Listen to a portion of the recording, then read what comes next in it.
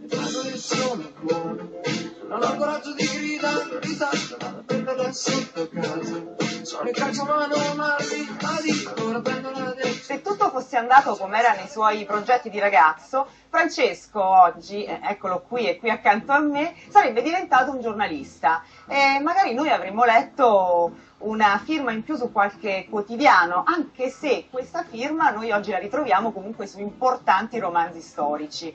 Allora Francesco, cosa c'entrano le fragole in tutto ciò? Perché sono le fragole e i romanzi storici sono le mie due passioni, diciamo, e quindi cerco di coltivarle, mi si permette il termine, nella stessa maniera, e quindi fragole e romanzi. Sì, ma com'è nata questa passione comunque per l'agricoltura, la coltivazione delle fragole? Raccontaci brevemente la tua storia, com'è andata? Perché l'azienda inizialmente era di mio papà e di mio zio, dopo purtroppo mio papà è morto in giovane età e io avevo fatto il militare e dovevo fare una scelta.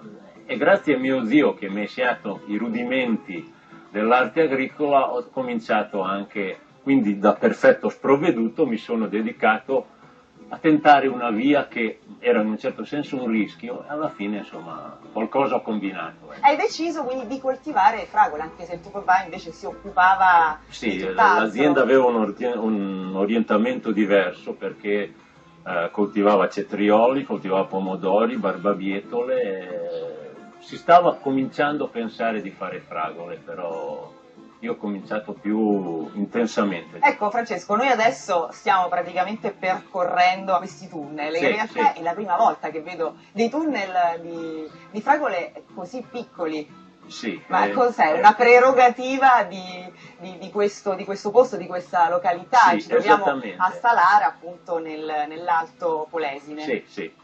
Sì, diciamo così che è l'unica o forse una delle ultime zone in cui è rimasto questo tipo di coltivazione della fragola, perché di solito o ritroviamo il tunnel grande o ritroviamo la coltivazione a pieno campo. Questo diciamo così che è un ibrido che ci permette di arrivare sul mercato in periodi ben precisi, ma comunque anche al di fuori di una grande concorrenza straniera e quindi di riuscire magari a spuntare prezzi migliori. Quindi è un po'... Ma cos'è? In questo modo si coltivano più fragole, più quantità? No, non è la quantità, è il periodo di raccolta che cambia rispetto alle altre. Le produzioni sono identiche, non è che ci siano particolari differenze rispetto agli altri tipi di coltivazione. E voi qui coltivate che varietà di fragole? Io coltivo 3 varietà che vengono giù in maniera scalare, quindi Alba, Asia e Roxana.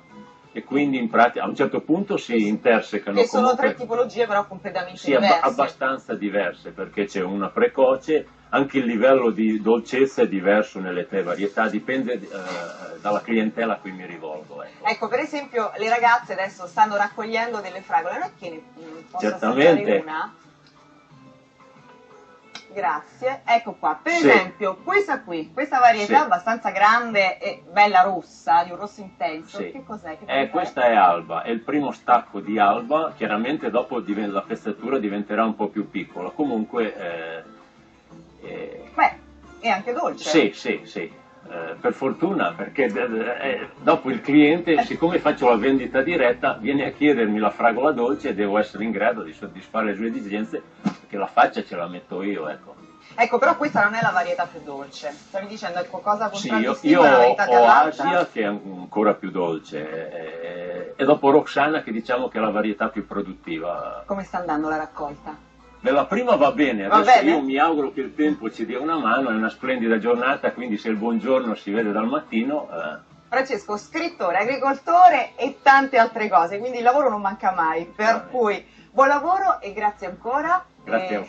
Patrizio in questo momento dovrebbe essere tra i polli, se la caverà?